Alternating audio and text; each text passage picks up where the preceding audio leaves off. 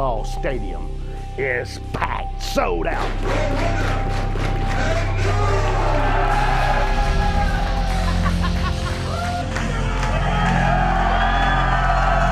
Woo! It's coming your way.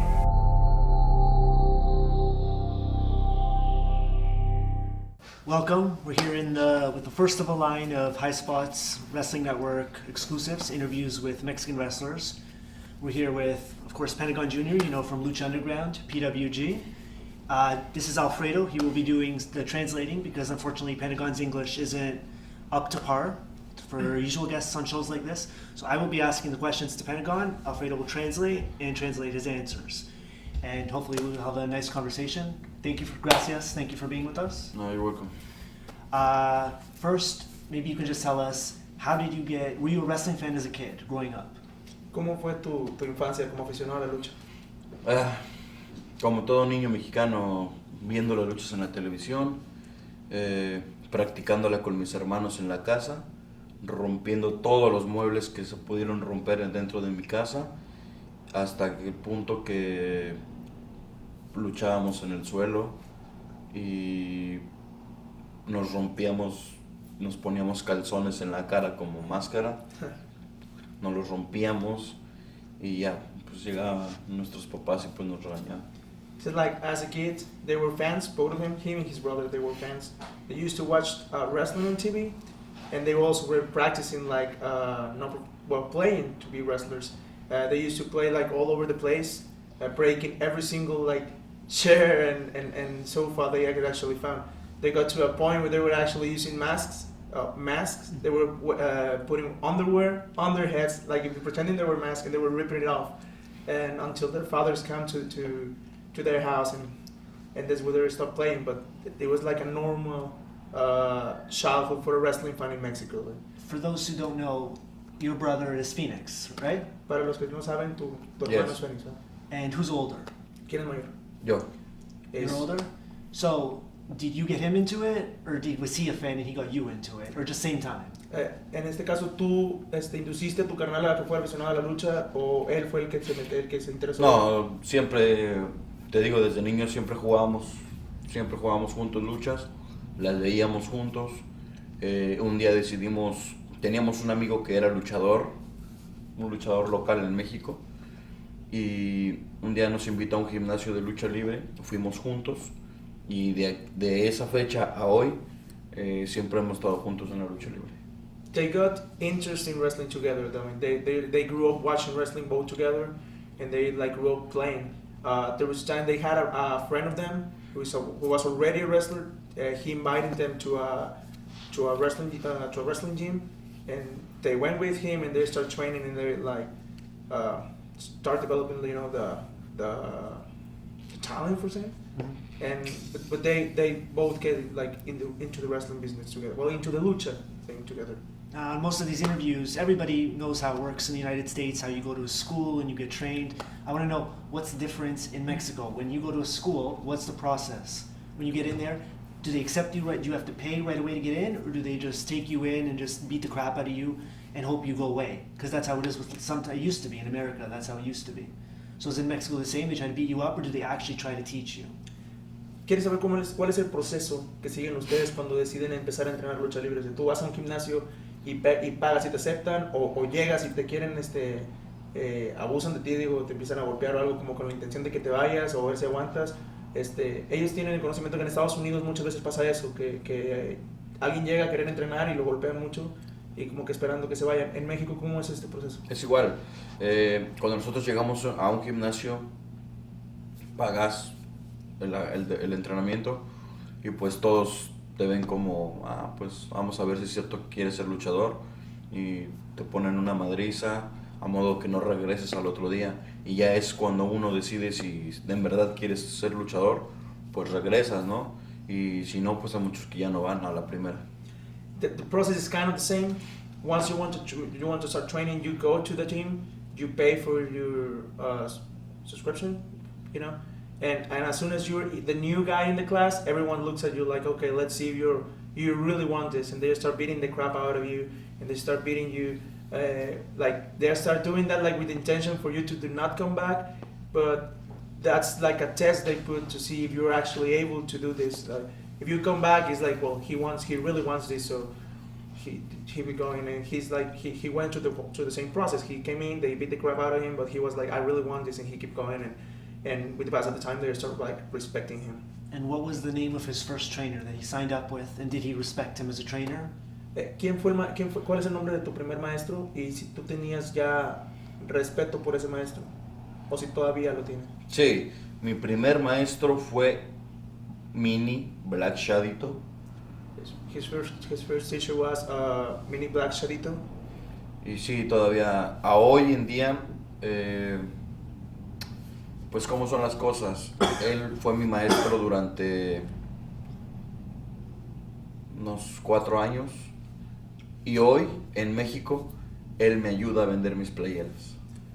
He says that he was his teacher for 4 years, but he's still like in contact with him. Like 4 years, he was his teacher for 4 years, but now he's going to the arenas to help him sell his shirts. So it's kind of a process that actually. So they're still in contact. Yeah, Él fue mi maestro, pero él nunca sobresalió en la lucha libre. O sea, nunca tuvo una gran oportunidad dentro de la lucha libre. Y él ahora batalla mucho para luchar. Y yo la forma que lo ayudo es que yo le doy mis productos a vender, y de esos productos yo le doy una ganancia a él. He was his teacher, but he was a guy who actually never had an opportunity to make it. So he didn't make it, and nowadays he's having trouble to have like more dates, or to actually have like more matches like in the way. So the way he support him is like he give him his merch, he sells it on the arena, and he give him some of the money he actually get from the merch he's selling. He's a way he supports his teacher. Are there a lot of wrestlers in Mexico like that who they've been around a long time, they just never got a break or an opportunity? They just never got nobody knows who they are, because there's so many wrestlers in Mexico. Are there wrestlers that he knows that like they exist in small places like Ecatepec that nobody knows about, but they're just as good as anybody, like in AAA or CMLL? Right. Dice, pregunta, ¿hay muchos luchadores en tu opinión hay muchos luchadores que sean lo suficientemente buenos, o sea, igual de buenos que gente del Consejo de AAA, pero que no hayan recibido la oportunidad como para crecer? Sí, muchos. Yo vivo en Ecatepec, y ahí hay mucho luchador, mucho talento. No sé, yo creo que es falta de oportunidades, pero sí hay mucho talento que no ha pertenecido a una empresa, no sé, por alguna razón no han llegado a luchar a sobresalir más que nada dentro de la lucha libre profesional. There is a lot of talent. He says, for example, in the place he lives, which is Ecatepec, Mexico, there's a lot of good wrestlers, that never had a break, that they never had an opportunity to actually show their skills, but there is a lot of talent. There is really a lot of talent on the indies back there in Mexico. The place where he lives, Ecatepec, that's where he grew up? ¿Tú creciste en Ecatepec? Sí. Yes. What kind of a place is Ecatepec? ¿Qué tipo de lugar es Ecatepec? Un barrio. Es un barrio donde existe de todo. No como Tepito, pero es un barrio. Es donde la gente es unida de alguna forma. Existen muchas cosas, yo creo que todos los deportes, como cualquier otro municipio en México. Y creo yo que es donde hay más lucha libre en el Estado de México. It's like it's a neighborhood, like it's a neighborhood full of people that is very united between each other. It's like a normal Mexican neighborhood where you can actually have a lot of different sports, like there are people practicing soccer and whatever. But he says that especially for wrestling, that's a place where wrestling is really like led by the people who live there. Like the people in Ecatepec is really into wrestling, and he says that. But it's like a normal neighborhood. It's not as dangerous as Tepito, he said, but it's like a normal Mexican neighborhood. Like for those who don't know, Tepito is one of the most dangerous places you can be in Mexico. Right. Would he consider his area a poor area or like an middle class or upper class area? ¿Consideras tú el área de Ecatepec que sea como que un área pobre, un área de clase media, un área? Tiene zonas donde zona media y otras un poquito mejor y otras un poquito menos. Yeah, it has of everything. I mean, you can find like a poor zone in Ecatepec. You can find people like rich people. You can find whatever, but it's it's like different classes in the same book. And so his parents, did they have any rules for him before he became a wrestler? Like he had to finish school. Did he finish school? Preguntan, ¿terminaste la escuela? Y otra pregunta es que si tus papás te pusieron alguna regla para cuando tú quieres ser luchador, que si te pusieron de que tienes que terminar de estudiar para poder ser luchador. No, en la escuela nada más llegué hasta terminé la preparatoria. Ya no quise estudiar, no me gustaba la escuela, nunca me gustó. Hoy me arrepiento, pero por alguna parte no, porque hay cosas que me hubiesen gustado aprender. Una de ellas es, por ejemplo, el inglés al 100%. Ahorita lo estoy estudiando, pero pues, es un proceso largo porque como trabajo mucho, no tengo el suficiente tiempo de estudiarlo al 100%, ¿me entiendes? No, mis padres en verdad, de hecho a mis papás no les gustaba la lucha libre. Mis papás, cuando yo les decía, voy a entrenar lucha, estás loco, voy a entrenar lucha, ¿eso qué es? Y porque mi papá fue futbolista profesional en México, mi papá, entonces nada que ver con la lucha libre, y él se reía de las luchas. Entonces, no sé, a mí siempre me gustó, le agarré el amor a la lucha libre. Y yo siempre supe que, no sé, yo me veía frente a mucha gente. No sabía en qué deporte, no sabía en qué, hasta que encontré la lucha libre dije, no, yo soy de aquí. He says like he finished high school, but he never liked school. He was like, I don't like school, I never liked it. So he tried to find out his ways to make it without actually continuing school. He said like his family, like his parents, they don't like wrestling at all. His father was a former professional soccer player in Mexico, so they were always like, wrestling, like, come on, man, like what is it? But he said like he always portrayed himself, like he watched himself like performing in front of 1,000 people, performing in front of a lot of people, but he didn't knew what sport it was. But he got hooked by lucha, and he like got that passion for lucha, and he continued growing up. He got into high school. He said there is something that he regrets, and he doesn't at the same time. He said he regrets because there's a lot of things that he wanted to learn. For example, one of them is English. He says that right now he's studying English, but it's a very, very long process as he's like studying, but at the same time he's working, so he doesn't have that much time to learn the language. And also he said like from the other side, he's not like regretting that because he had the opportunity to succeed in the wrestling business, in the lucha business. Sorry. Mm-hmm. And to get back to his training, how long did he stay with Mini Black Shadow? ¿Por cuánto tiempo estudiaste con Black Shadow? 3-4 años. Posteriormente con Cuchillo, que en paz descanse, ya se murió. Cuchillo me metió a la Arena México. En el Consejo Mundial de Lucha Libre estuve como cualquier otra persona que va a entrenar ahí. Estuve creo como 3-4 meses, algo así. Nunca me hicieron caso, era muy poquito tiempo. Yo escuché que un alumno ahí, que para mí era muy buen luchador, tenía 8 años entrenando y nunca le habían dado una oportunidad. Entonces yo dije, yo no quiero estar aquí tanto tiempo. Y fue cuando decidí irme a otro lado a entrenar con Skyde, que fue mi maestro como 2-3 años entrené con él también. Y posteriormente en México Conan, él era booking de AAA, nos vio luchar, nos llamó, nos mandó a entrenar con el Apache 3-4 meses y después nos dieron la prueba en AAA. He trained with Mini Black Shadow for like 3-4 years. Then he started training with the Maestro Cuchillo in Mexico, and the Cuchillo was the one who he took him and his brother to Arena Mexico. He took him to training in Arena Mexico, and he stayed like in Arena Mexico for like 4 months. Because he felt like they were not like actually paying attention to his talent, to his work, and also because he got example of people who was training there for like 8 years. Like there's this example of a wrestler who was training with him who was like really, really good, but he has been training there for like 8 years and they never give him an opportunity to be actually in the ring. So he decided to go away from that place and he started training with teacher Skyde. He was training with Skyde. On that time, Conan was in charge of of the booking of AAA. And Conan actually watched him and his brother, and he took them to the company. And when they were like into the company, the first thing that they actually asked them to do was go and train with teacher Apache, and they went to train with him, and while they were already working with AAA. Does he know whatever happened to that guy who was there for 8 years in Arena, Mexico? ¿Sabes qué le pasó a ese chavo que mencionas, el que estuvo entrenando por 8 años ahí en la Arena México? Pues yo nunca lo he visto programado. I've never seen him booked. Maybe todavía está entrenando. Maybe he's still training. Maybe.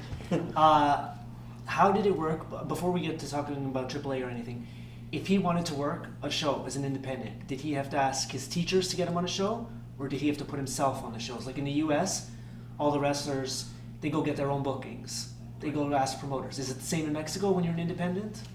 Antes de pasar al tema de AAA, cuando tú eras luchador, antes de entrar a AAA, cuando eras luchador independiente, ¿cómo era el proceso para tú conseguir tus fechas? ¿Te las conseguías tú solos? ¿Tus maestros te ayudaban a conseguirlas? ¿Recibías apoyo de alguien para conseguir las fechas, o eras tú solo? Tenías... Sí, los maestros, bueno, mi maestro en este caso, Black Shadow, nos conseguía las fechas, pero no nos pagaba.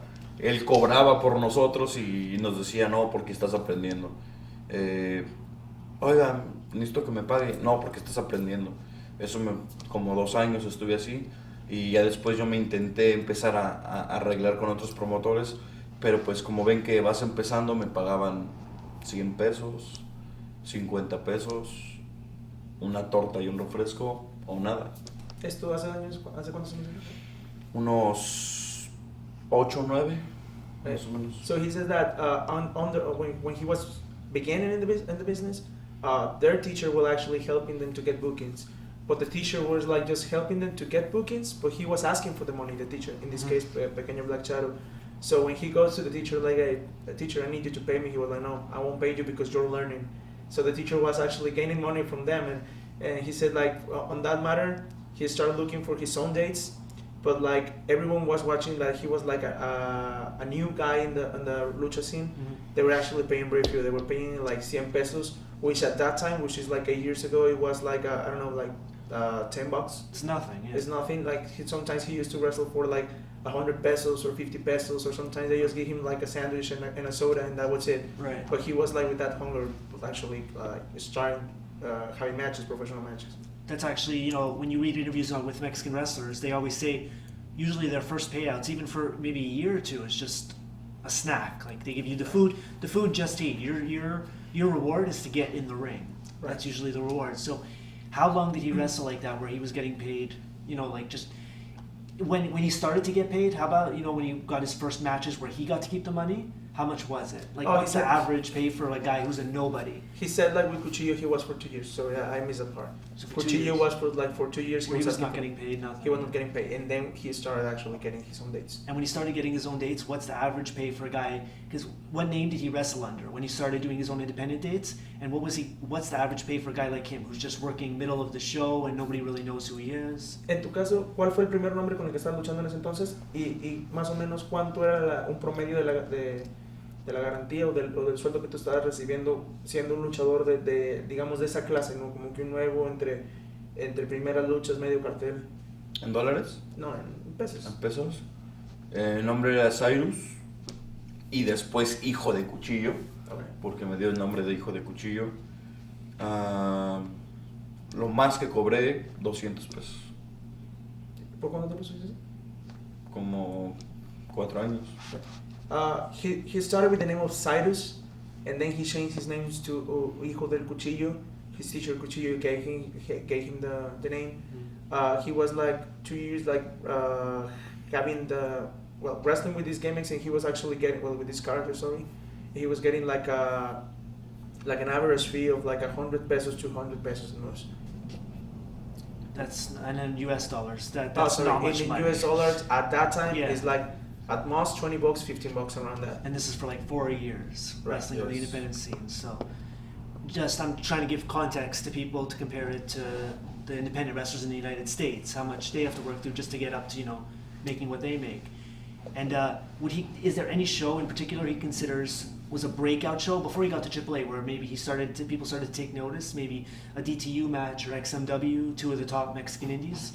¿Hay alguna lucha o algún evento de alguna empresa o lo que tú consideres que haya sido como que un parteaguas en tu carrera antes de entrar a AAA, que es que tú consideres que fue lo que llamó la atención en este caso de los agentes de AAA para poderte firmar? O no precisamente un evento, una lucha, sino una etapa en tu vida, en alguna empresa. Pues es que realmente nunca estuvimos dentro de una empresa, siempre andábamos luchando en donde nos dieran oportunidad. Y esa vez que Conan nos vio, yo creo que ese fue el parteaguas, fue una función donde toda la cartelera de AAA y nosotros abrimos el evento de AAA. Nos dieron oportunidad de abrir el show y luché mano a mano contra Fénix. Él era Máscara Oriental. Nos dieron, a ver, no, me recuerdo que la entrada era muy mala, no había mucha gente y necesitaban hacer tiempo y dijeron, pues ahí están esos dos güeyes, súbanos a luchar. Y nos dijeron, suban a luchar más o menos 20 minutos. Ok, y entonces luchamos mano a mano 20 minutos y cuando bajamos de luchar Conan fue cuando se nos acercó y nos preguntó nuestros nombres, edades y de ahí tuvimos el acercamiento con AAA. ¿Este fue en Ecatepec? Cerca de Ecatepec, como 10 minutos de Ecatepec. He said that the breakout show, or the show he considered was a breakout for him, was a show AAA held like 10 minutes away from Ecatepec. The show was it was like a show with AAA card, but they needed to make some time because some wrestlers were not in the show, so they needed to make time, and they happened to be here. Well, we refer to Pentagon and Phoenix. They happened to be in the arena, so somebody was like, okay, well, there's these two dudes who is like here in the building, so let's call them. And they actually asked them to have a match, the opener match. It was like, okay, we need you to have the 20 minutes one-on-one match, but the idea was because they needed to make some time. So they went to the ring. They have this match. The match was that good that as soon as they got back to the locker room, Conan approached them and they asked them their names, their ages, and that's the match that he actually thinks was like the breakout, because he actually had the opportunity to perform in front of the AAA agents. And then he joined up with AAA immediately, or they sent him for a couple months to train with Apache before he showed up on television? ¿Te firmaron de inmediato con AAA o te mandaron primero a entrenar con el Apache para después de darte la oportunidad en AAA o en televisión? Primero, ya que tuvimos el acercamiento, es como un trámite en AAA que vayas a entrenar con el Apache, siquiera como para que él dé el visto bueno, aunque ya vieron cómo luchaste, pero quieren tenerte ahí en el entrenamiento un par de meses y ya posteriormente te dan una televisión y después de una televisión te dan otra televisión y si respondiste durante ese proceso ya te firman un contrato. ¿Cuánto tiempo pasaste entrenando con el Apache antes ¿De firmar? Sí. Como 2 meses, más o menos. So they actually asked him to go train with Apache before he actually signed. He claims that it is part of the process that they actually first they send you with the Apache. He was training with Apache for like 2 months, and after that they actually pulled him to kind of house shows, and then they give you like a place on TV shows, and if you do it well, they give you another TV show and another TV show. But it is kind of a whole process. Like going to Apache, going to train with Apache is part of the process, one of the first steps of the process. And then also part of the process, they gave him a new name, right? También es parte del proceso que te den un nombre nuevo. Sí, es. Cuando yo llegué con mi nombre, pues obviamente no iban a dejar que yo luchara con ese nombre. Ellos me preguntaron qué me gustaba, si pantalón flojo, apretado, botas, espinilleras, playera, botarga o sin camisa. Ellos te preguntan más o menos lo que tú quieres o cómo estás cómodo para luchar. Y a yo les empecé a decir pues, lo que me gustaba en ese entonces. Ellos tienen una persona que se dedica a diseñar los personajes y yo platiqué con él, le dije que me gustaban mucho los dragones y todo, y fue cuando me dieron el personaje de Dark Dragon.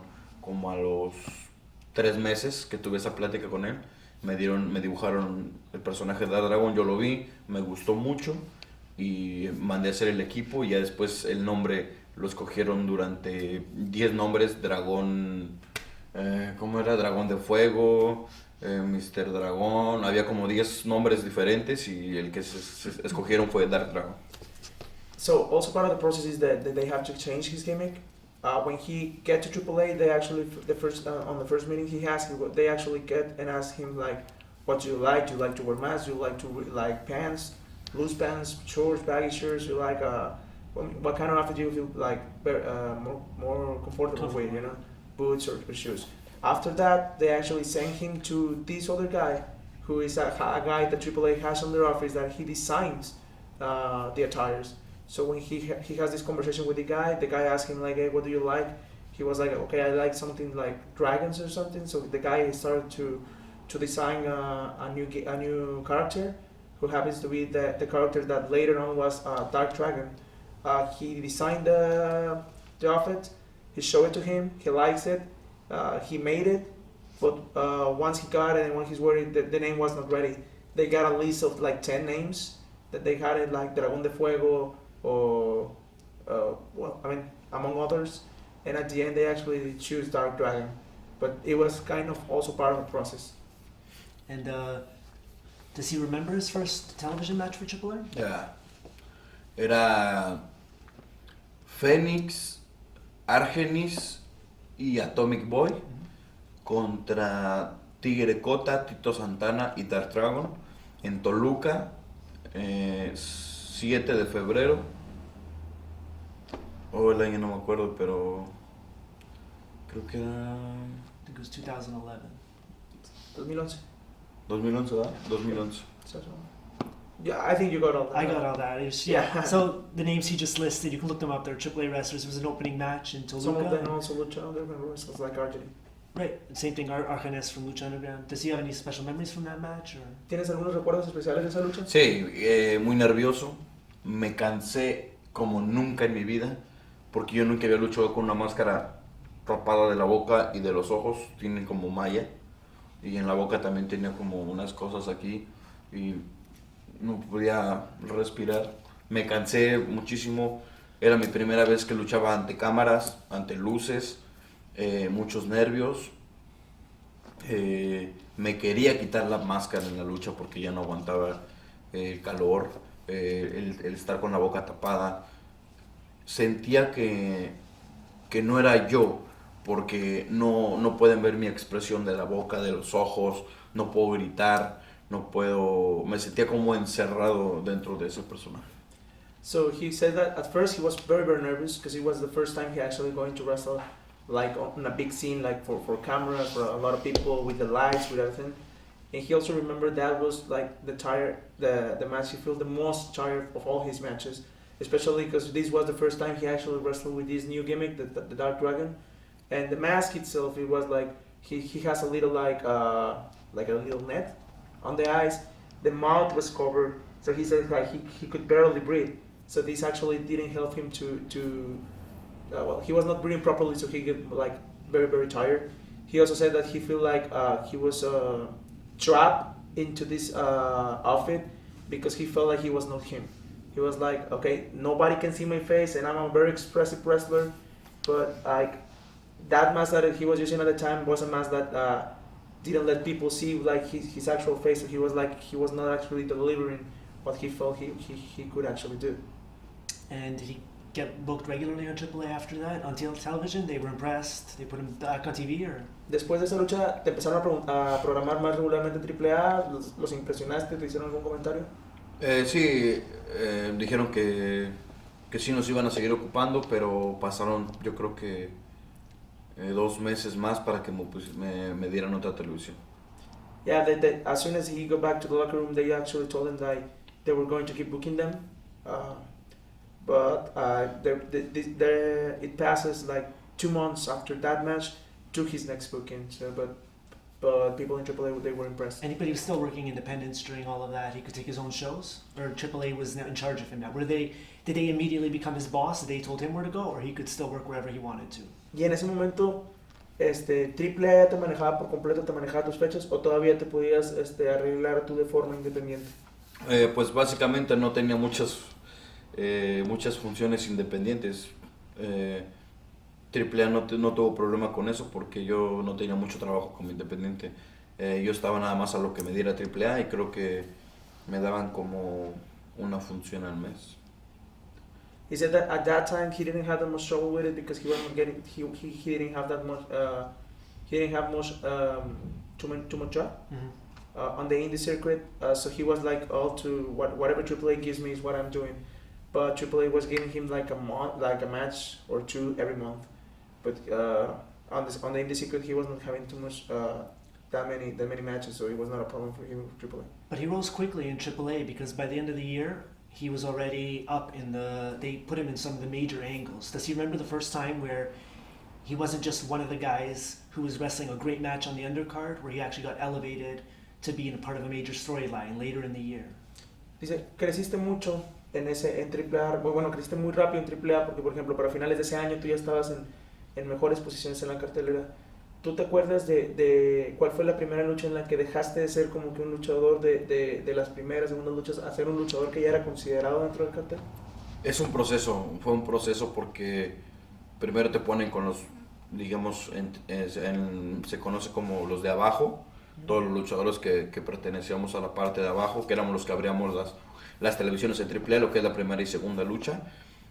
Cuando sobresales de ellos, te dan como una oportunidad a los de media tabla, que era en ese entonces Aerostar, estaba de media tabla, estaba Aerostar, estaba Drago, estaba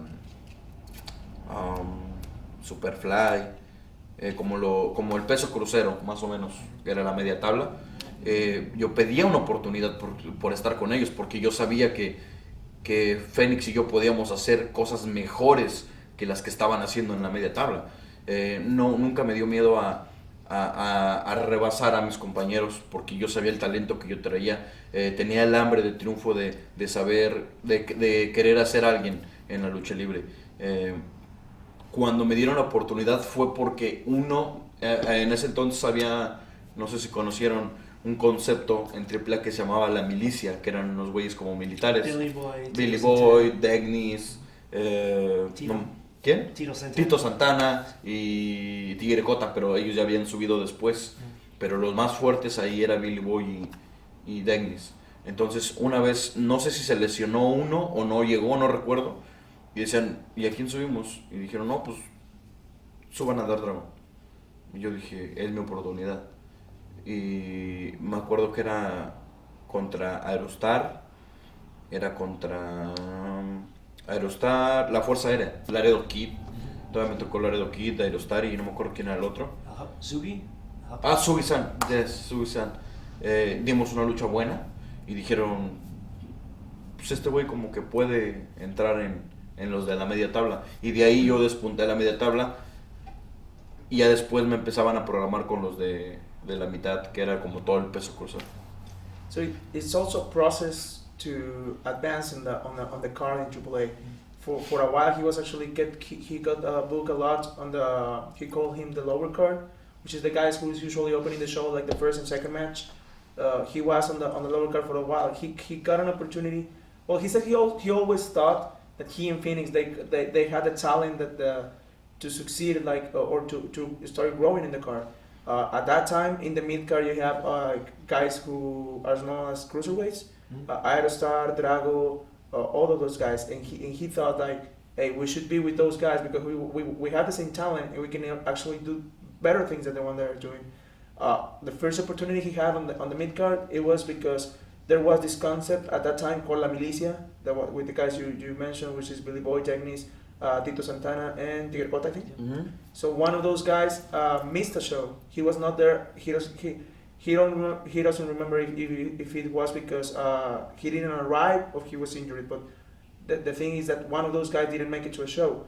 So AAA took the decision. Okay, we need to put one guy up, and they called him. They were okay. Let's give the shot to Dark Dragon. He said at that moment he was like, okay, this is my opportunity to show them that I deserve to be on this level in the mid card. His opponents on that match were Aerostar, Laredo Kid, and Sugi-san. For those who don't know, Sugi used to wrestle in everywhere you can think of. He's been in every promotion under 13 gimmicks. Takuya Sugi. Yeah, those were his opponents, and the six of them make a pretty good match. So as soon as he go back to the locker room, the AAA agents told him like, you just shows that you can actually be on this level, on the mid card level. And they started like giving him more days on the mid card level. And so to skip forward just a bit, it was only 5 or 6 months after that he first appeared as the gimmick we know him now as Pentagon Jr. at Guerra de Titanes. Did they warn him in advance that he was going to get this gimmick and ask him, or did they just give it to him and just tell him this is what you're doing, end of story? Duraste como unos 5 meses, a lo mucho 6, digamos como que en a mitad de la cartelera con el personaje de Dark Dragon. Después de esto fue la primera vez que ya te vimos con el personaje que ahora te conocemos todos, que es el de Pentagón, que fue tu debut en Guerra de Titanes. En AAA, ¿te dijeron algo sobre el cambio de nombre? ¿Te preguntaron si lo querías tomar? ¿Te dijeron, sabes qué, te vamos a cambiar el nombre nada más porque nosotros queremos? ¿Cómo fue el proceso del cambio? Sí, yo estaba como Dark Dragon a mitad de tabla. Una ocasión me mandan a hablar en la oficina y me dicen que hay un proyecto para mí. Who talked to him in the office? ¿Quién te marcó de la oficina? El que diseña se llama Oscar García, es el que diseña todos los personajes nuevos. Él diseñó Drago, él diseñó los Psycho, él diseñó el otro Gronda, él diseñó Fénix, él diseñó Taurus, él diseñó... creo que a Aerostar también le tocó todavía hacer de ellos. Me marcó, me dijo que tenía un proyecto para mí, me enseñó un nuevo dibujo que era el de Pentagon Jr. y dije, ¿y esto qué es? Me dijo, es que es un proyecto donde piensan que te puede quedar este personaje a ti. Posteriormente, en una televisión me habló Conan y me dijo que posiblemente me iban a cambiar el personaje que pensaba. Yo dije pues que necesitaba ver qué personaje era. Y ya después me dijeron que en las oficinas que iba a haber un Octagon Junior y necesitaban un Pentagon Junior, como toda la vida se ha hecho el bueno y el malo, de máscara sagrada y máscara maligna, Octagón y Pentagón, de todo eso. Santo negro. Exacto, siempre era. Entonces necesitaban un rudo para Octagon Junior. Entonces honestamente yo no quería ser Pentagon Junior por la maldición que decían que había en México, tú sabes, que todos los Pentagones les ha ido mal, no sé. Pero después, ese día me acuerdo, me dieron la hoja así y vi el dibujo. Me gustaba. Pero no era lo que yo quería. Quizá el nombre, yo decía, es que es como un personaje quemado, que ya hay como 5 pentagones, y yo no quiero ser uno más del montón. Entonces yo les dije que sí, pero no con condiciones, pero con algunos cambios que lo hicieran mi estilo. Yo no podía luchar al estilo de los demás pentagones, porque en México, si tú sabes, si eres, por ejemplo, el Santo y el Santo Junior, pues tienes que hacer movimientos similares a los que hace el otro, ¿no? Si eres Máscara Sagrada y Máscara Sagrada Junior, pues haces más o menos lo que hace el otro. A mí no me gustaba. Más bien es otra etapa de la lucha libre evolucionada. Yo no podía luchar como luchaban los de antes. La verdad, yo tenía otro estilo de lucha. Y yo dije, bueno, si me van a dejar luchar como a mí me gusta, quizá luego, porque el equipo era manga completa, traía muñequeras, hombreras, y yo me sentía como robot, no me sentía libre. Entonces dije, sí, pero le voy a hacer algunos cambios al equipo. Y me dijeron que sí, siempre y cuando no me saliera como de la línea de lo que ellos buscaban en un pentagón. Entonces, posteriormente... Did you get all that? Yes. Okay. No, échale. Well, he said that at first, the person who called him to inform him about, well, he didn't inform him. Oscar Garcia, which is a guy in charge in AAA to do all the designs for the new characters. Some of the characters he has created in the past has been like Drago, now Taurus, Iris, I think he Psycho Circus. Psycho Circus. All of those guys the characters were created, the characters and the image was created by Oscar Garcia. So once he called him to show him this new drawings he has of this new character that the office asked him to do, because there was a character that they think it can fit perfectly for Pentagon. After that, Conan calls him to inform him and ask him that what were his thoughts on changing his gimmick to Dark Dragon to this other gimmick. he was like, well, it depends on the game, on the character you're giving me. And the character they show him, and they told him, is like, well, we're about to get an Octagon Junior, so we need a Pentagon Junior, because in Mexico there has always been like this the goods against the bad, the good versus the bad. So you have examples like Santo, Santo Negro, Máscara Sagrada, Máscara Maligna, Octagon, Pentagon. So it was coming, a new Octagon was coming, which was at the time Samurai del Sol, and they needed a new Pentagon to be like the bad part of that Octagon Junior. So they asked him, hey, would you be willing to be Pentagon Junior? He said that at first he didn't want to, because back in Mexico there is like this concept that the Pentagon character, it has like a, help me with the word, sorry. It's a bad stigma. Yeah, it's like a bad stigma. For those who don't know, there's been the original Pentagon, there's another Pentagon, and another. He's actually the fourth Pentagon that they've had in AAA. Right, and all of those Pentagons have been like gone through very, very bad situations. Like, we know the story of the first Pentagon. The first one almost died in the ring. For those who don't know, he took a backdrop from the La Parka, the original La Parka, and almost died in the ring. So it's kind of like a cursed gimmick. Right. So at first he didn't want it because of this reason. Like he said, like, there have been like 3 Pentagons before me, and all of them they never had the chance to do anything. Also, he didn't want to because he thinks, like, for example, in this case, being Pentagon Junior, he will be forced to do things that the previous Pentagon were doing. He puts example, for example, Santo Junior. Mm-hmm. He has to do some things that the Hijo del Santo has done before. Máscara Sagrada Things Junior. like moves. Sorry? Moves. Yeah, the moves. So he was like, I cannot go and do the same moves like the past Pentagons were doing, because my style is completely different, and I don't think I am actually. I can work the way they were working. I'm not into that style. So he thought about it, and he was like, okay, I will be willing to do it if you actually let me put my style to this Pentagon, like my moveset. Also, he wanted to do some change to the original image of Pentagon Junior, because the original image of Pentagon Junior was long sleeve. He has like these shoulder things, and he felt like he was not him. He felt like a robot. So he wanted, like, I'm taking the gimmick, but if you let me do some change. And the office were like right with it.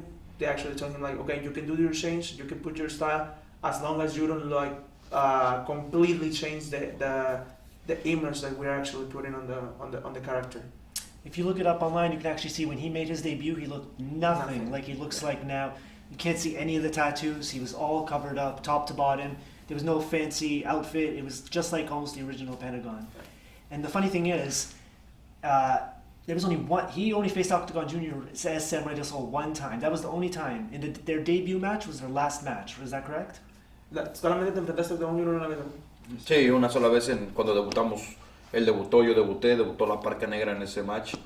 Era Silver King, también estaba. Era Silver King, Parca Negra y yo contra Octagon Junior, Octagon y la Parca, ¿no? Sí. And then when he found out that it was only like 2-3 months later that we found out that he was Samurai del Sol, aka Octagon Junior, left to be Kalisto in WWE. Did he think that he made a terrible decision because now there's a Pentagon Junior, but he has no Octagon Junior to feud with? What's he gonna do? Pasó esta lucha que tuviste con Octagon Junior en el debut de ambos, y como 3 meses después fue cuando todos nos enteramos de que Samurai del Sol había firmado con WWE. En este momento que él firma, ¿tú qué pensaste? ¿Pensaste así como que tomé una muy mala decisión porque ahora soy Pentagon Junior y no hay Octagon Junior? No. ¿O qué fue lo que pasó por tu mente? Yo había luchado muchas veces con Samurai del Sol como independientes, él como Samurai del Sol, yo como Cyrus. Angélico también, me acuerdo una vez en DTU, en la Arena López Mateos, era Angélico, no recuerdo quién contra quién, pero estaba Angélico, Fénix, yo, Samurai del Sol, Sima Zion, y no me falta otro, no me acuerdo quién era el otro. Dimos buena lucha, esa lucha la repetimos yo creo como unas 4 veces, luchamos juntos, y después llegó lo de AAA, luché contra Samurai del Sol, después se fue a la WWE. Cuando yo supe que él se había ido a la WWE, dije, como luchador, dije, bien por él, porque sé que el futuro allá es diferente que en México, ¿no? Dije, ¿y ahora qué va a pasar conmigo? Dije, pues ni modo, yo tengo este personaje, voy a hacer crecer este personaje a como dé lugar. Después me hicieron rivalidad con Octagon, el grande. Se fue el Junior, me dejaron al grande. Y fue cuando empezó esa rivalidad con Octagon Señor. So he said like, well, he actually had the opportunity to face Octagon Junior like in the past, but before he was Octagon Junior, when he was Samurai Del Sol, they met like a lot of times on the indie scene. When he found out that he actually signed with the WWE, he felt like as a wrestler, or as a luchador, he felt like, okay, this is great for him because we know that the future in there is way better than what he can actually get in Mexico. Yeah. So on that side, he was like, great for him. On the other side, he was like, okay, there's no Octagon Junior. Well, I will actually do my best, whatever it takes, to make my character grow. Like, if I can make this like being like a bigger than it is, I will make it possible. He didn't feel like the counterpart was missing because as soon as Octagon Junior left, they started booking him a feud with Octagon Senior. So it was like, okay, I'm not missing nothing. Like, I'm not missing like my counterpart because now I have to compete against Octagon Senior. Now, Octagon wrestles a different style Right. than Octagon Junior, obviously. And what are his thoughts and opinions on Octagon? Because in Mexico, there's some people would say that Octagon is a hard person to work with because he's much older. Sometimes he can be lazy, according to some people, and he has issues outside the ring that sometimes hurt him inside the ring. Did he ever have any problems working with Octagon? ¿Cómo fue para ti trabajar con el señor Octagon? Porque de entrada pues, tiene un estilo muy diferente al que tiene Samurai, bueno, Octagon Junior.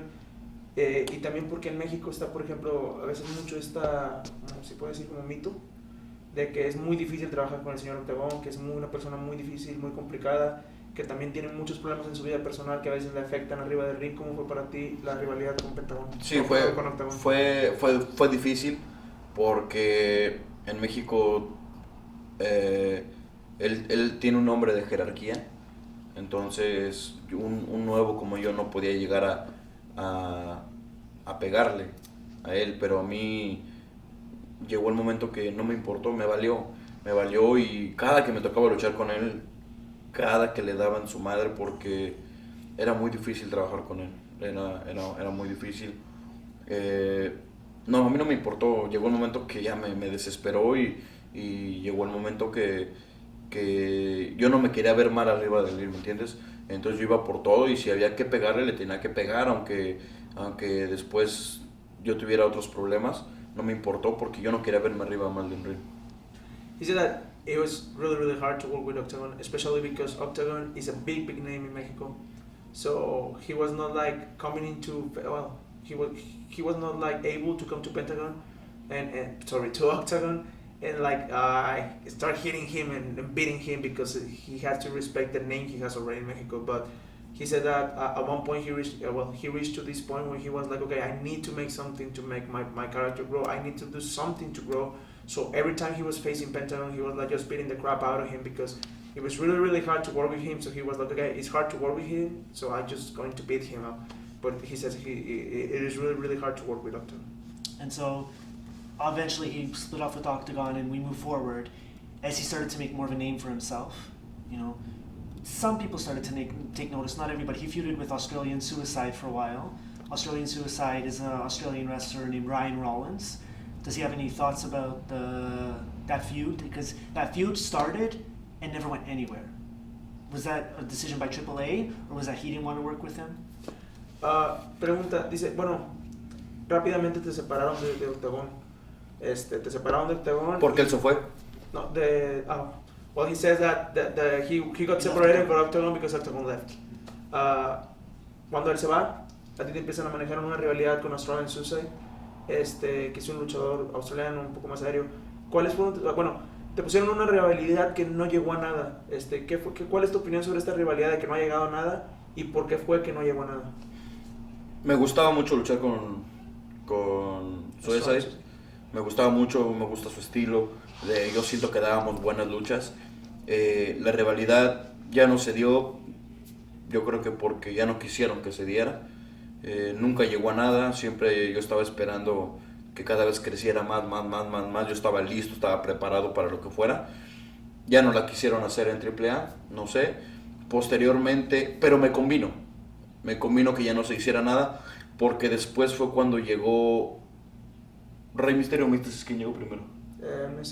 Llegó Místesis a AAA y como que se inclinaron a mí como decir, bueno, viene Místesis a AAA, vamos a ponerle a Pentagón. A ver, fue en la Copa Antonio Peña, y dijeron, vamos a ver qué puede hacer con él. Me dieron como la oportunidad a mí de luchar contra Místico, que todo el mundo sabe quién es Sin Cara, que fue Sin Cara en WWE. Me quedé a la final con él, dimos una gran lucha, me ganó, pero yo siento que no me vi mal. No se notó tanto la diferencia de que porque él estuvo en la WWE y yo porque apenas iba empezando. Y de ahí fue como, pues, yo les dije, a mí ya no me interesa Australian Suicide. No me interesa una rivalidad con alguien que es tiene mismo nivel que yo. Yo prefiero tirarle a los que están más arriba que yo para poder crecer. So he said that, well, at first he stopped feuding with Octagon because Octagon left AAA. He says like they started putting him in a feud against Australian Suicide. He liked a lot to wrestle with Australian Suicide because he likes his style. He thinks that they both gave pretty good matches. He was ready to do whatever it takes or whatever the company asked him to do on this feud. Whatever is going to happen, he was going to take it. He was ready because he felt like the feud was going on pretty well, that the people were getting into the feud. They didn't continue with the feud because the office was like, well, AAA was like, okay, we're going to pause this or stop it. But it was something that at the end worked out for the better for him because by this time Mysticis joined AAA. So the office were like, okay, let's give Pentagon the chance to be like Mysticis' opponent. Let's put Pentagon Jr. against Mysticis to see what they can pull out or what they can work out on the match. He faced Mysticis, and the people in the office, they were like, okay, he did pretty good, because they felt like he was doing a 10-man. It wasn't a singles match. Right. No, it was a tournament. Yeah. And he ended up in the final too, along with Mysticis. But when they were in the final, they were actually doing pretty well. He felt like it didn't look like it was a difference between each other. Like a lot of people may expect that Mysticis were going to look better than him because it was Mysticis coming out from WWE. Well, Mysticis is the original Mystico, and he was the former Sin Cara, the first Sin Cara. So a lot of people may expect like he would be looking better than Pentagon because Mysticis was coming back from the WWE, and he was kind of a mid-carder like wrestler in AAA. But people didn't notice a difference in there. People liked the way he acted, and then when they were like kind of having the interest of putting this feud again of Australian Suicide with Pentagon, but Pentagon was no interest anymore on that feud. He was like, okay, now I'm in another level, and I don't like to be like now I'm in a level where I wouldn't like to be feuding with a guy who is in my same level. I want to feud with people who is in a higher level, right? Because it's something that can help my career for the best. I brought up the Australian Suicide because for those who watch AAA regularly, that was Pentagon's only singles match in his entire career in AAA for the first 5 years. Did he ever get frustrated at the fact that he never got to show off? He never faced Phoenix, his own brother, in a singles match. He never got to do any singles match where he could stand out. Did that ever annoy him?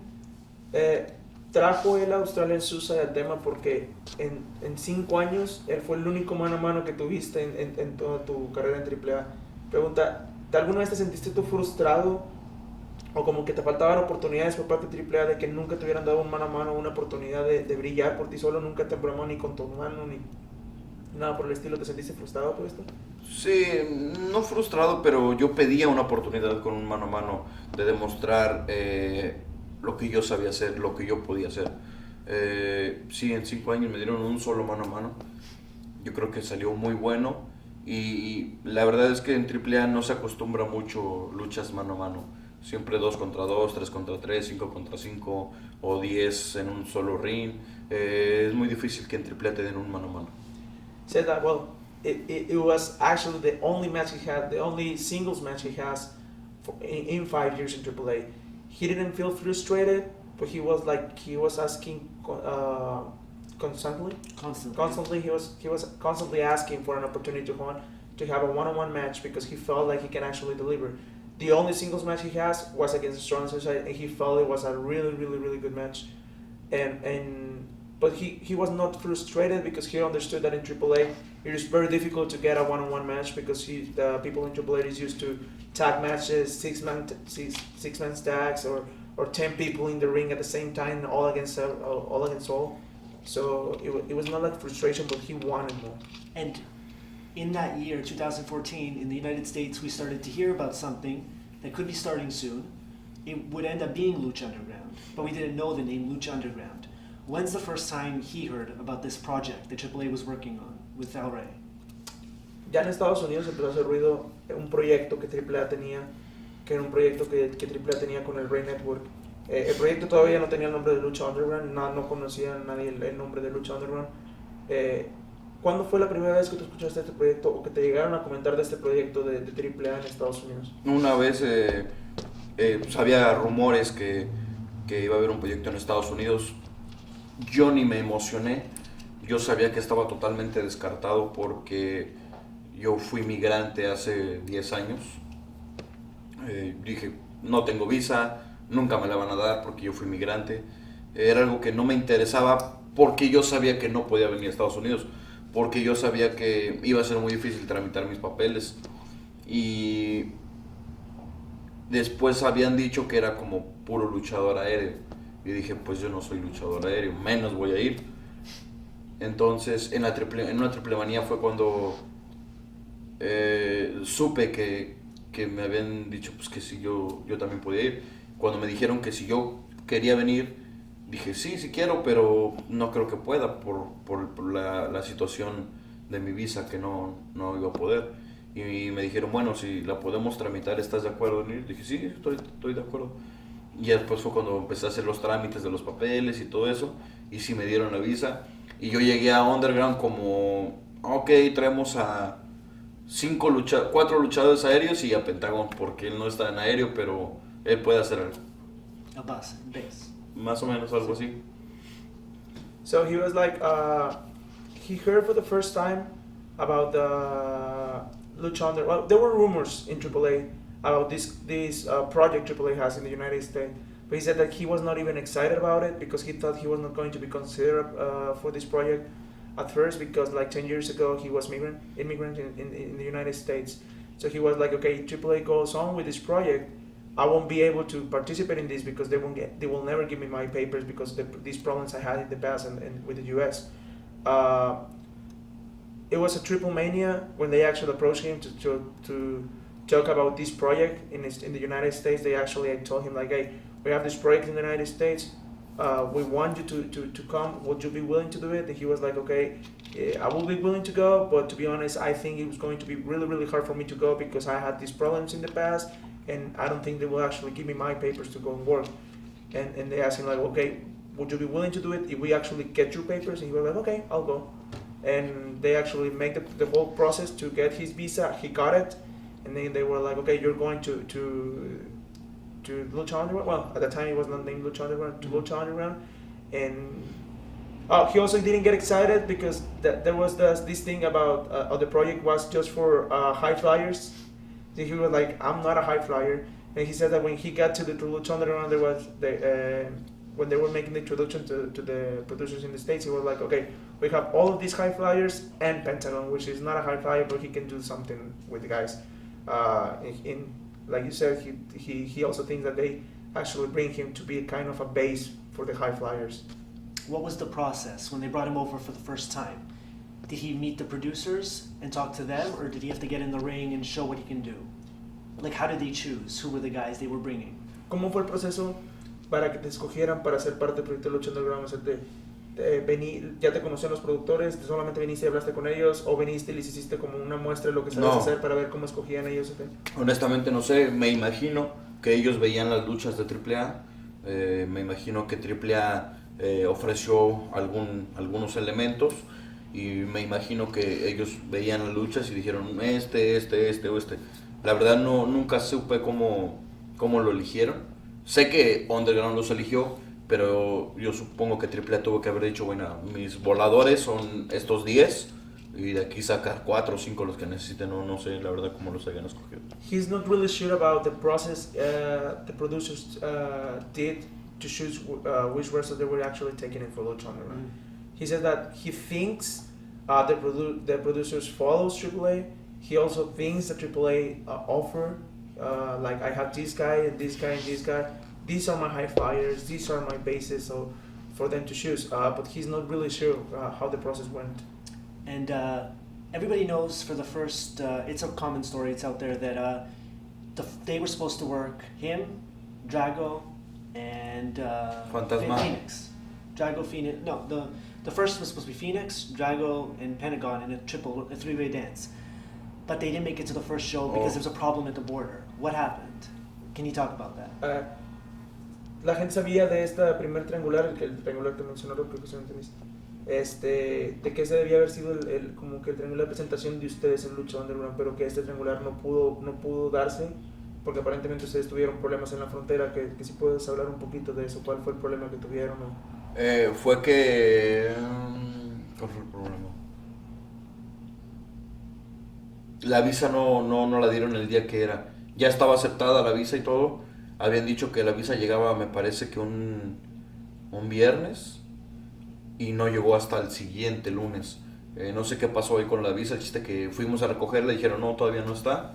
Se retrasa como una semana, 4 o 5 días, y por lo tanto la grabación de Underground ya era y no pudimos ir a la primera grabación, tuvimos que ir hasta la segunda grabación. The problem was that they already got their visa accepted, but they didn't get the visa on time. They told them like the visa, they were going to give them their visas like on a Friday.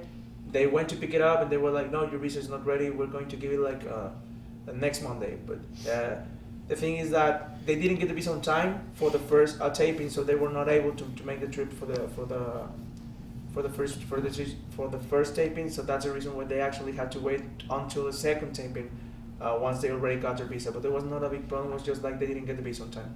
But everybody knows they made it for the second taping, and they had an amazing three-way match. Can you talk about his memories, how the crowd accepted them, and what the reaction was when they went backstage? Se dio ya el triangular, ya en la segunda grabación de Lucha Underground, la gente lo vio, a la gente le gustó. ¿Qué memorias tienes o qué recuerdos tienes tú de esa lucha? O sea, ¿cómo viste que la aceptación que tuvo la gente por esa lucha? ¿Cómo te sentiste tú en esta lucha? ¿Qué te dijeron cuando entraste a vestidor después de la lucha?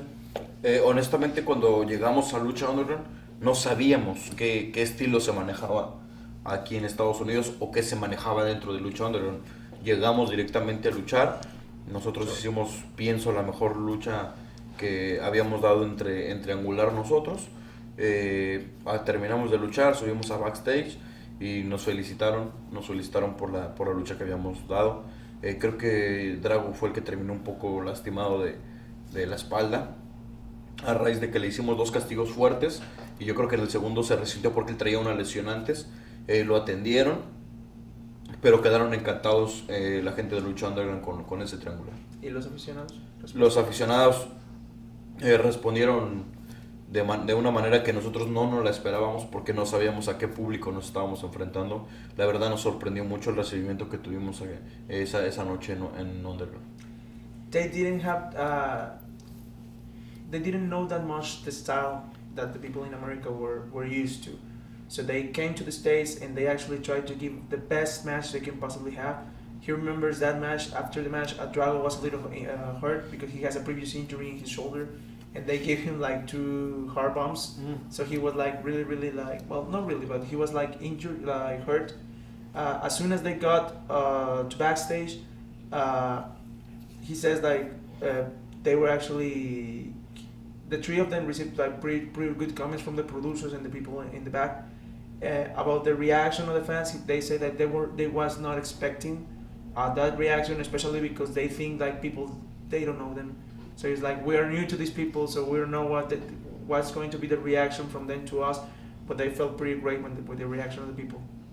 And was he excited to keep going Lucha Underground against more Mexicans, or did he want to separate and start working against the Americans? ¿Te emocionaba o cuál era tu plan en Lucha Underground? ¿Te gustaba trabajar contra los mismos mexicanos o querías llegar a un punto en el que dices, sabes que ya no quiero trabajar con los mexicanos, quiero empezar a trabajar con los norteamericanos? Sí, yo quería... Sí, estuvo bien luchar con mexicanos, pero también quería probar luchar con la gente de aquí para poder combinar los estilos, el mexicano con el norteamericano y crecer más como luchador. He liked to wrestle with Mexican, but he also wanted to go and start facing like new opponents, American wrestlers, so he can actually grow as a wrestler. But he felt comfortable with both. His first big feud in Lucha Underground, first he was killing people by breaking their arms. And then he started the feud where Sexy Star saved Superfly from getting his arm broken. How did he feel about, did he feel it was beneath him to be working against a woman in a man versus woman feud? Did he think he wanted more out of that? Because like in America, the reaction was pretty negative on Sexy Star versus Pentagon. I want to know what his feelings were personally. Because it's different. In Mexico, they do the mixed matches. Right. Tu primer rivalidad grande en Lucha Underground, bueno, primero empezó esta historia de que tú les estabas quebrando el brazo a todos, pero tu primera rivalidad, digamos, fuerte o desarrollada en Lucha Underground fue contra Sexy Star, cuando tú estabas por quebrarle el hombro a Superfly, Sexy Star llegó y lo salvó. ¿Cuál fue tu reacción o cuál fue tu sentir cuando supiste que te iban a poner en una rivalidad con Sexy Star? Aparentemente en Estados Unidos tuvo una reacción un poco negativa porque no les gustaba mucho la idea de que pues, un hombre hiciera una rivalidad contra una mujer. En tu opinión, ¿cuál fue tu sentir? ¿Se sentías a gusto con esa rivalidad? ¿Sentías que estaba por debajo de lo que tú merecías? No. Un momento. And also his reaction when she beat him, because everybody hated it when she beat him. Because they want to see him win, but she was the one who made him submit at the end. Y también, ¿cuál fue tu sentir cuando ella fue quien te ganó en la lucha? Porque todo el mundo quería que tú ganaras y después ella ganó. ¿Cuál fue tu sentir también cuando pasó eso? Primero fue lo tomé como, ok, pero era un reto para mí hacer crecer ese reto. Era un reto para mí hacer crecer esa rivalidad, que transmitiéramos esa rivalidad a las demás personas, porque no es tan fácil como lo dicen aquí, que aquí en Estados Unidos no es bien visto una rivalidad entre un hombre y una mujer. Mi trabajo era hacerlo tan bien que pudiera trascender esa rivalidad, y sí me sentí mal cuando perdí, porque yo siento que yo tengo más potencial que ella en ese momento, pero a pesar de todo quedé contento porque el objetivo lo logré, ¿no? Transmitirle a toda la gente que ve Lucha Underground ese pique entre un hombre y una mujer. At first, he took it as a challenge because he felt like, okay, people in America is not used to a feud between a man and a woman. So for him it was a challenge to make that feud grow and to make people get into the feud. Considering that people was not happy about it, he was like, okay, my challenge is to transmit to these people, to make these people get into this feud and to make the feud grow.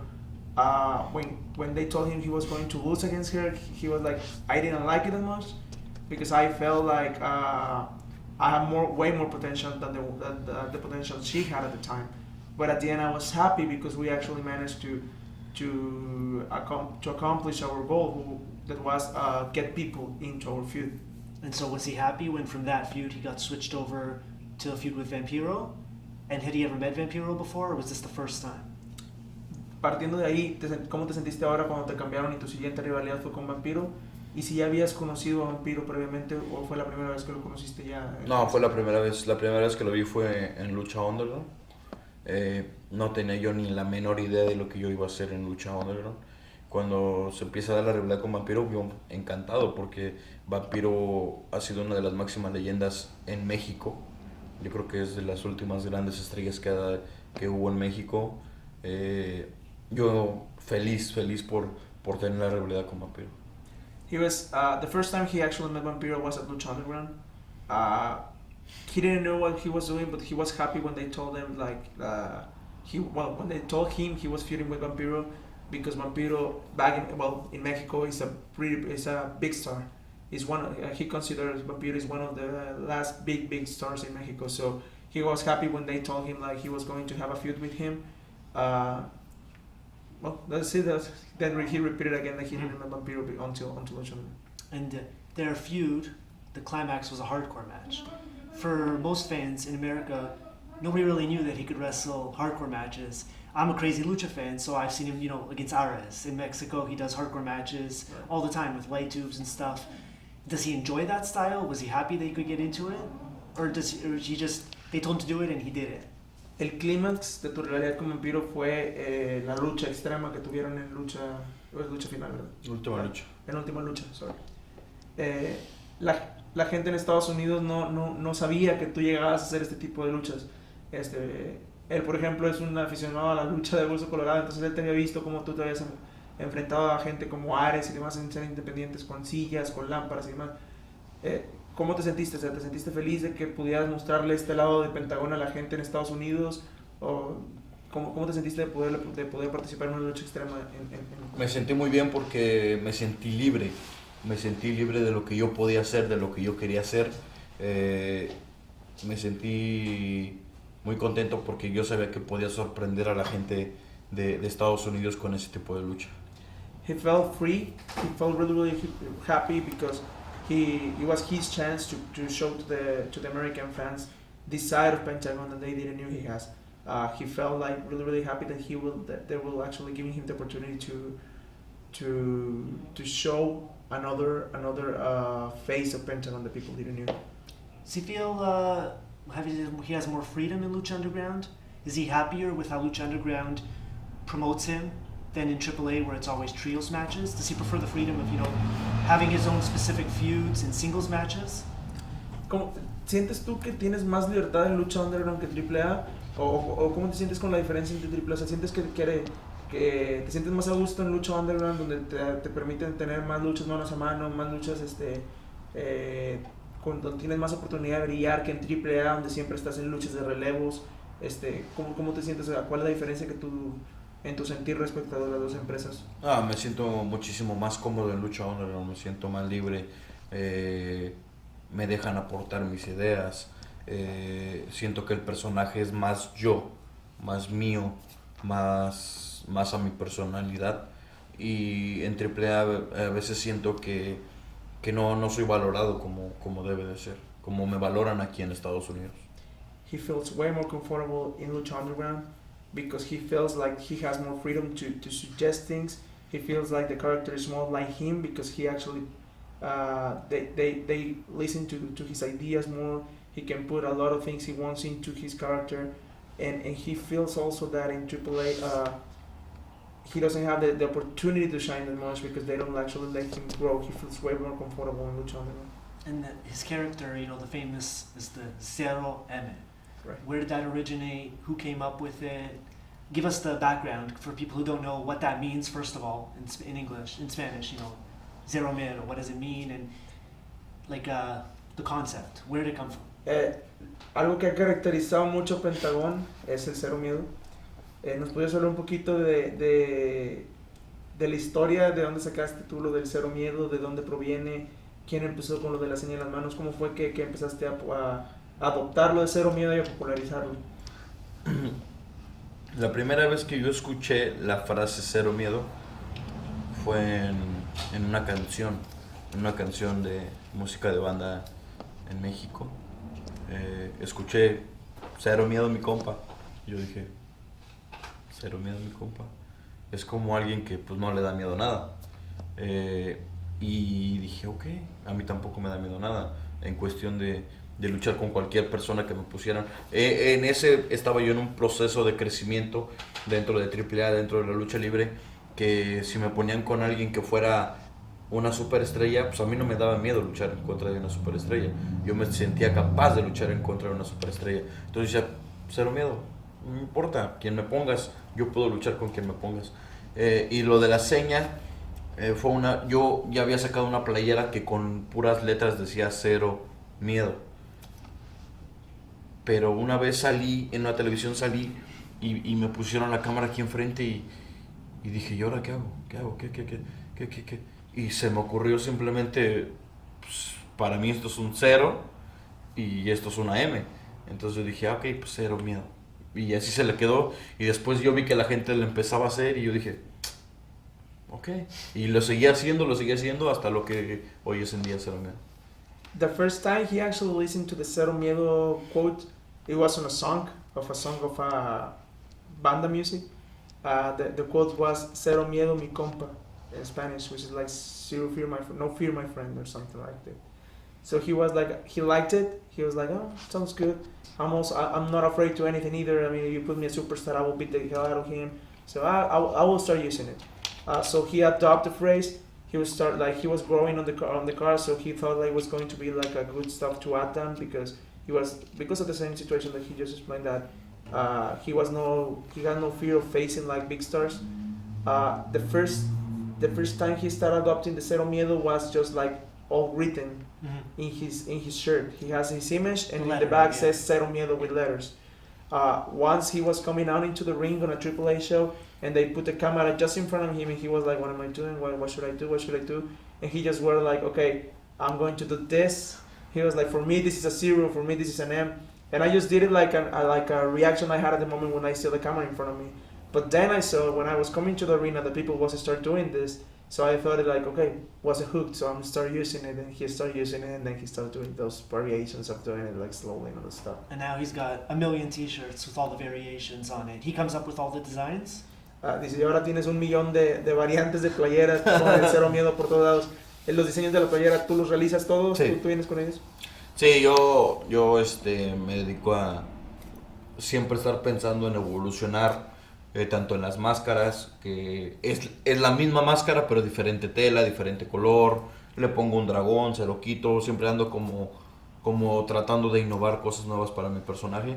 Por lo mismo en las playeras, les pongo piedrita, les cambio el color, otro diseño, pero eso sí, en la espalda siempre van a tener el Cero Miedo.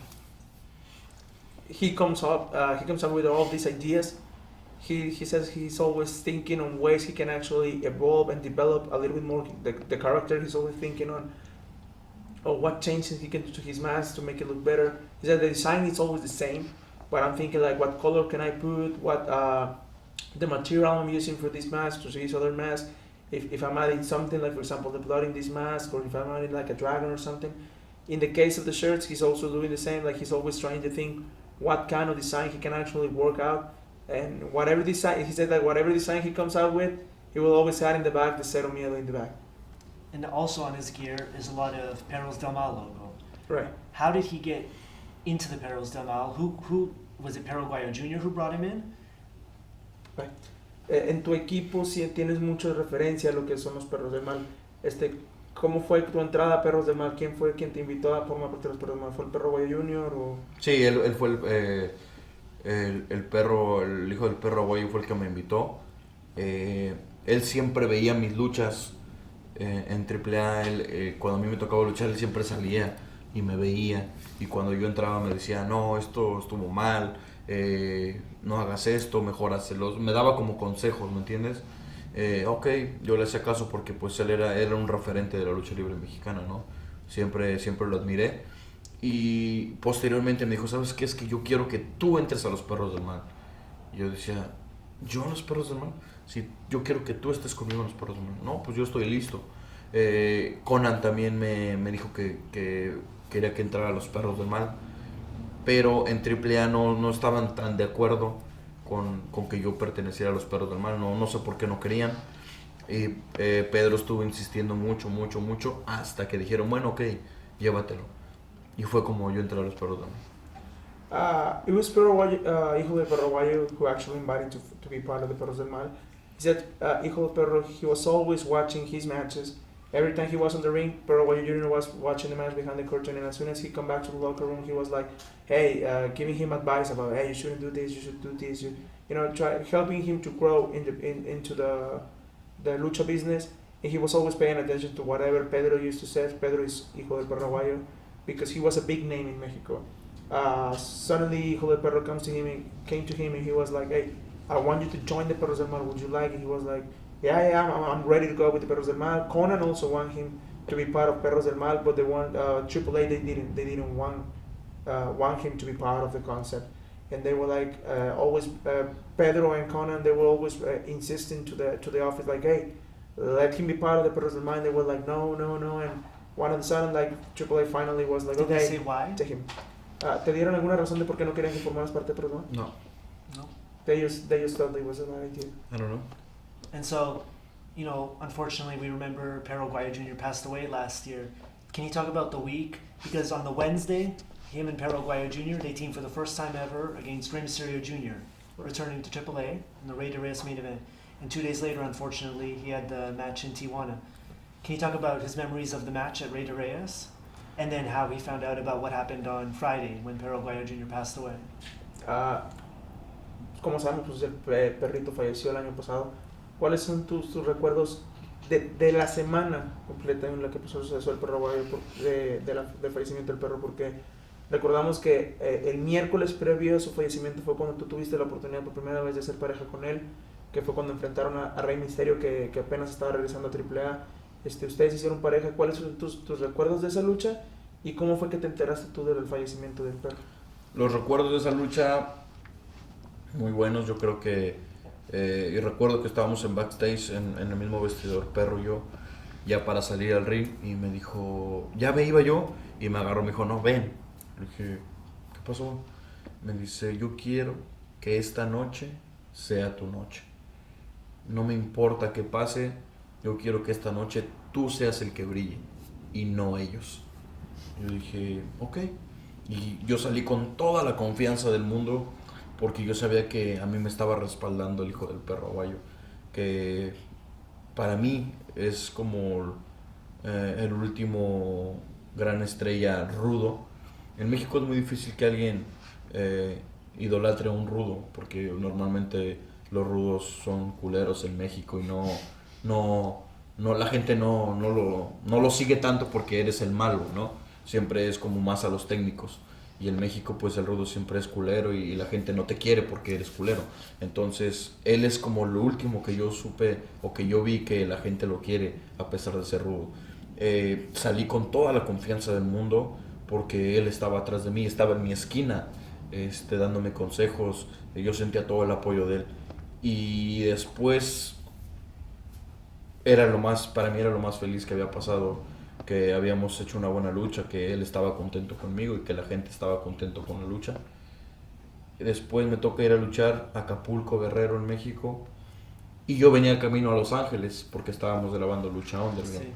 Sí. Yo venía en camino, venía durmiendo porque era de madrugada, y de repente el que iba manejando es un chofer que trabaja para AAA, del staff. Empezó a gritar, no. Yo me desperté y pensé que íbamos a chocar o no sé. Y le digo, ¿qué pasó, güey? ¿Qué pasó? Dice, es que se murió el perrito. Y yo dije, pues un perrito que atropellamos, ¿no? Porque pues yo estaba dormido, no entendía qué estaba pasando. Dice, es que se murió el perrito. Y yo, ¿cuál perrito, güey? Pues el perrito. ¿Cuál perrito? Dice, Pedro. ¿Qué? Pedro. Hasta yo dije, no, a ver, no podía creer lo que me estaba diciendo. Dije, chinga, no, estoy soñando. A ver, párate, porque veníamos en la autopista. Le digo, a ver, párate, güey, ¿qué pasó? No, es que me acaban de hablar de Tijuana, porque Pedro fue en Tijuana cuando luchó. Y dice, es que me acaban de hablar de Tijuana, que Pedro murió. ¿Qué, güey? Y yo tengo amigos en Tijuana. Y entonces saqué mi teléfono y le empecé a mandar mensajes a un amigo que estaba ahí. Y me dice, sí, Pedro acaba de morir. Yo dije, no, es algo que no puedes creer, que tú lo viste hace unos días y que estuviste con él. Yo lo vi en perfectas condiciones, y no, créeme lo que a veces todavía digo, sí, cierto, se murió, pero desgraciadamente pues ya no se puede hacer nada. Y todavía llegué a Los Ángeles, venía en el camino y dije, no, pero ¿cómo no? Yo no puedo creer hasta hoy en día lo que le pasó. First, one of the greatest memories he has from the first time he tagged with Pedro on that match that you just asked was that before the match was next, and he was leaving the locker room before he was ready to go, and before he was leaving, like Hijo del Perro backstage, Hijo del Perro took him to the shoulder and he was like, bro, I want you to shine in this match. I want this match is for you, not for them. I want you to be the star of this match, not them. So he went out to that match with all the confidence in the world because he was like being supported by one of the Mexican stars as Perro Aguayo is. He also found in Perro like an inspiration. Him as a rudo, he found him as an inspiration because Perro Aguayo Junior, well, hijo de Perro Aguayo in Mexico, he was a rudo. And usually in Mexico, rudos are like, they are assholes and people hate them for being assholes. And in his case, he was an asshole, but people love him. So he was like, this is a guy who actually is like that huge that he's being bad with people, but people loves him. So he felt as an inspiration that the fact that he was actually supporting him, he went to that match with all the confidence in the world because he had Hijo de Perro in his corner. The match went that way that when he came back to the locker room, everyone was congratulating him and Perro for that match. After that match, he had a match in Acapulco, and then he traveled to Lucha Underground, to Los Angeles for Lucha Underground taping. And when they were driving, they were on the road driving, and the guy who works for AAA, the driver, sorry, he said he was sleeping because the driver was, they were they were driving at night. In the middle of the night. Yeah. In the middle of the night, yeah, sorry for that. They were driving in the middle of the night, and he was sleeping, and he suddenly just woke up because the driver was on a phone call, and he started yelling like, no, no, no, no. So he woke up, and he was like, I woke up, and I felt like we were going to crash or something. And then we're like, we see we were okay, we're like, what happened? Sorry. And the driver was like, the perrito just died. The perrito just died, and he was like, what perrito? He thought like they were actually running over a little dog, you know? He was like, what perrito? And I was like, perrito, what perrito? And he was like, Pedro. And he was like, what?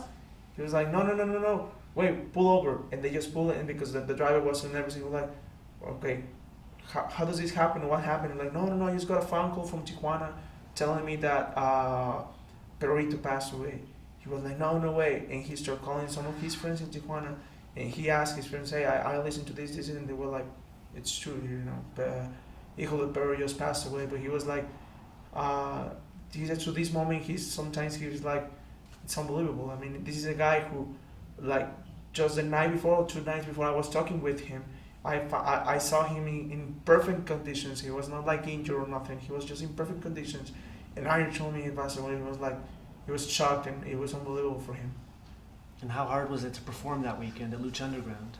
¿Qué tan difícil fue para ustedes el trabajar ese fin de semana después de esa noticia? Mucho, muy difícil. Todos los mexicanos estábamos consternados, estábamos en shock, no sabíamos qué hacer, ni hablábamos, estábamos en el vestidor todos y llorando, pensando si de verdad era cierto, de verdad que no lo podíamos creer, y nos dijeron que nos calmáramos, ¿no? Porque pues, como dicen, el show tiene que continuar, y entre nosotros los mexicanos hablamos y dijimos que saliéramos a luchar como nunca para dedicarle esa noche al perrito. It's extremely hard for them to work. All the Mexicans in the tapings, they were like really like upset with that news. It was really hard for them to work, but the producers went to them and they were like, okay, guys, you need to calm down. As sad as it is, the show must go on. So they all got together and they started talking like, okay, you know what? Let's just go out there and kill it. Let's just go out there and give the best match we can possibly give in the memory of Pedro. And so, I assume he dedicates the rest of his career to Perro Aguayo Jr. And what does he see for himself in the future coming up? Does he see himself more transitioning more into United States more instead of AAA, or does he still plan on splitting his time between AAA and United States? Esteban, tú como quieras dedicas toda tu carrera, el resto de tu carrera al Hijo del Perro. La pregunta que tiene para ti es, ¿cómo te ves tú en un futuro? ¿Te ves, o sea, qué es lo que ves en un futuro para Pentagon Junior? ¿Te ves trabajando más tiempo en los Estados Unidos? ¿Te ves de la misma forma en la que estás ahorita dividiendo el tiempo entre Estados Unidos y México? ¿Cómo es como tú ves el futuro para Pentagon? Toda mi carrera así, de que murió Perro, sí, todo se le dedico a él porque él me ayudó mucho. Él fue un parteaguas también dentro de mi carrera. Y en un futuro en AAA o en Estados Unidos, a mí me gustaría quizá dividir, porque también la gente en México me sigue mucho, entonces no quiero como descuidar mis fans de México, pero mucho menos quiero descuidar mis fans de Estados Unidos.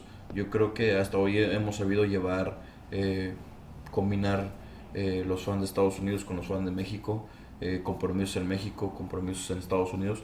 Yo creo que sí me gustaría seguir así, pero me gustaría que en México me dieran más oportunidad de demostrar mi calidad como lo hago aquí en Estados Unidos. At first, he will dedicate the rest of his career to Perro, to the memory of Hijo de Perro. He feels like his time with Hijo de Perro Aguayo was like a breakout in his career because he always support him, he always push him. So he wants to dedicate the rest of his career to him.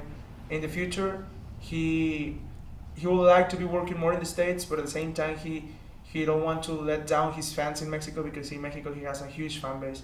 So he's planning on dividing his time on both sides of the border, but he also wished that he could actually get the opportunity. Well, he can also get in Mexico the opportunity he's having in the United States. Like AAA gave him the opportunity to shine, to give him the opportunity to have to one-on-one matches or something where he can actually put this. He wants AAA to put the spotlight on him, you know. He wishes to have more opportunities in that, but he sees himself in the future like still splitting his time in Mexico and the States. So to wrap it up, do you have anything you want to say to the fans? ¿Quieres algo decir a los aficionados? Sí, muchas gracias de verdad por todo el apoyo que me han brindado aquí en Estados Unidos. De verdad me siento muy contento de que mi trabajo les esté gustando. Y no termina aquí. Pentagon Junior está para mucho tiempo aquí en Estados Unidos. Quiero luchar contra todo lo mejor de Estados Unidos y el mundo. Y por supuesto aquí en Estados Unidos voy a estar dando mis mejores luchas. Y ya saben, puro cero. Mira. So he wants to thank all his fan base in the United States. He really appreciates all the support he's having. He's really happy that all the people is getting into his job, that the people is actually liking the way he works. This is not over. He thinks like there is way more coming for Pentagon Junior in the States. He wants to keep wrestling against the best the United States has to offer, the best the world has to offer, and he's getting ready every time. He's trying to be improving himself every time to keep doing all these matches against the best in the world. And well, he closed up with the Zero Miller thing, but I think if I use it, it's not the same, so he should be doing it again. All right, so thank you for joining us at the High Spots Wrestling Network. Keep subscribing for interviews like these. Thank you for your time. Gracias por tu tiempo. And we'll see you again next time. Thank you very much for the translation, Alfredo. I'm Rob. Take care. Ladies and gentlemen, welcome to the WrestleCon 2016 Super Show. Myself, Excalibur, joined here in the commentary booth, shaped like a table by none other than Marty DeRosa. Excalibur, it is good to be back. This time we are in Dallas, Texas. SuperCon week, SuperCon. Well, Super Pack, SuperCon. WrestleCon weekend, my favorite weekend of the year. This is my favorite show of the WrestleCon. It is the national convention of wrestling. Oh, Sami Callihan hitting the ring with a microphone in his hand.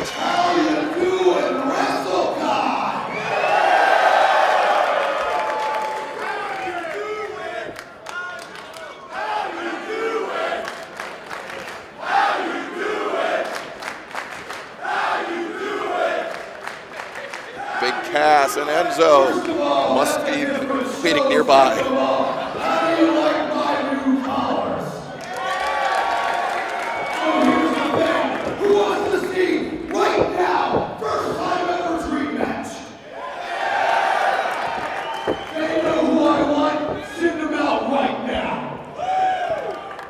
Not sure who's going to come out here to face Sami Callihan. Yes, Sami Callihan. Oh, I know that song. I think I have an idea, Marty. Let's let it set in for everybody at home. If you're not sure, things are about to get really awesome here. None other than Pentagon Jr. Pentagon Jr. making his WrestleCon debut in an unannounced match against Sami Callihan. Sami Callihan laying down the challenge, and Pentagon answers. Pentagon Jr. earlier today, the line for him wrapped around the corner. This guy is very much in demand, a huge star now here in the U.S. Selling more masks in, I would say, about 15 minutes than I have in a lifetime. Oh, Sami Callihan, tope suicida on the Pentagon, and I believe this match is about to get underway. I haven't heard a bell, but I feel in my heart that this match has started. Yeah. Oh, Pentagon. Kick to the face. Pentagon hits the ropes. Going back. Tope con, hello. Pentagon over the top rope to the outside. Up to his feet. Sami Callihan still down. Now, Excalibur, you think everybody in every match is trying to steal the show, be the match of the weekend here at WrestleCon? I think so. I think this is a huge event. There are a lot of eyes on this event, and for especially with somebody like Sami and Pentagon kicking off the match or kicking off the card, it sets a high bar. It certainly does. There's the competition. There's everybody from all over the wrestling world that descends here to Dallas every year, wherever WrestleCon is, and it's just amazing the talent on display. Big overhand Huge chop from chop. Pentagon. Jacked to be here. You can tell this guy's very excited to be here. I think the independent scene here in the United States has opened their arms to Pentagon. I saw him have an amazing match in Chicago for AAW against Chris Hero. Yeah, he had his huge couple of matches in 3 matches actually in PWG in late 2015 at the Battle of Los Angeles, including a match with Zack Sabre Jr. It was the Battle of the Armbreakers. But right now, Pentagon in firm control of Sami Callihan. Callihan sent into the ropes. Pentagon goes for the leg lariat. Ducks, and Pentagon comes around back. Another sling blade. Sami up on his feet. 3 consecutive sling blades. Sami Callihan back from a stint in NXT. Definitely he's got something to prove here at WrestleCon. And this is really interesting because Sami very recently signing with Lucha Underground, and this is a match that likely would have taken place, I think, at some point in Lucha Underground, but it's happening here first at the WrestleCon Super Show. Sami after the boots across the face of Pentagon. Maybe looking for another one, but he's taking a lot of time. Pentagon given an opportunity to recover. Mocking Pentagon Jr., getting in his head. Oh, right back up. Pentagon not having any of it. Turning Sami inside out with that huge overhand chop. Cero Miedo. Zero fear, Pentagon Jr. That is the slogan, the words he lives his life by. Those are the words I live my life by, too. It's crazy we both have the same motto. I know, right? I mean, you must have it tattooed across your chest like he does too, right? No, I'm afraid to do that. Oh, okay. The irony, it's not lost on me. Sami rolls up Pentagon, only a 2 count though. This match starting off the show on a real high note. Definitely if you're after this, you're watching going, oh man, I got to top these 2. Right, and well, I've seen the run sheet. I know what's next, and I think those guys have a chance. But right now, Pentagon. We got a couple kids that can wrestle on this card. You know, and let's think about WrestleCon too, and the Super Show. Oh, lung blower! Sami just gets flipped over. You know, the days of the maybe let's say the older veterans who maybe have seen their better days. That day has kind of passed here at the at WrestleCon Super Show, and right now we're seeing the absolute best of the best current roster members. Yeah, that's the interesting thing. It used to be kind of like a legend show almost. Absolutely. It was like you know those spring training games where they would have like all the old Dodgers or all the old Yankees come and you pay like $1,000 to you know do batting practice with Don Mattingly. None of these guys are selling Polaroids after the show. That's true. No. Pentagon with another of those vicious chops. Sami up on the top rope. Pentagon's got him in a headlock, but Sami fighting his way out of it. Now Sami stands up on the top rope. Big headbutt. I don't know if you saw it backstage, Marty, but Sami's head was bloody. He had wrestled earlier this afternoon, and oh, Sami kicking out the ankle of Pentagon. Pentagon goes down. Sami picking him up to his feet. Yeah, a lot of these guys have been wrestling all throughout the week. Big Liger bomb. 1, 2, 2 count. Oh, right into the stretch muffler. Beautiful. And a kick to the head for good measure. But Pentagon very, very astutely immediately crawling to the ropes. Like you mentioned earlier, though, Sami wrestled earlier today, busted open. That cut definitely susceptible to being busted open once again. Pentagon Jr. Pentagon, signing he autographs just all signed an day. autograph, so he had a pretty easy afternoon. So yeah, I think Sammy Callahan might be feeling the effects of his busy weekend right now. But he's still taking the fight to Pentagon. Sammy coming off the ropes, goes for the lariat. Pentagon ducks. Now Pentagon, super kicks him off the apron. Vicious super kick. And apparently he's getting ready to do a little flying. Oh, Pentagon going for a tope suicida, but Sammy Callahan cuts him off with the kick to the face. Now Sammy comes into the ropes. Pentagon up on the shoulders. Oh, Death Valley driver. Beautiful. Oh. 2 count. Pentagon able to kick out of the Death Valley driver, but you can see Sammy is spent. This match has not been going on for that long, but he is exhausted. Crowd trying to get Sammy back to his feet. Might take a lot more than the crowd to do that. Sammy catching his breath, but allowing Pentagon to recover. Chop across the chest. Ooh, paintbrushes him. The Sammy Callahan.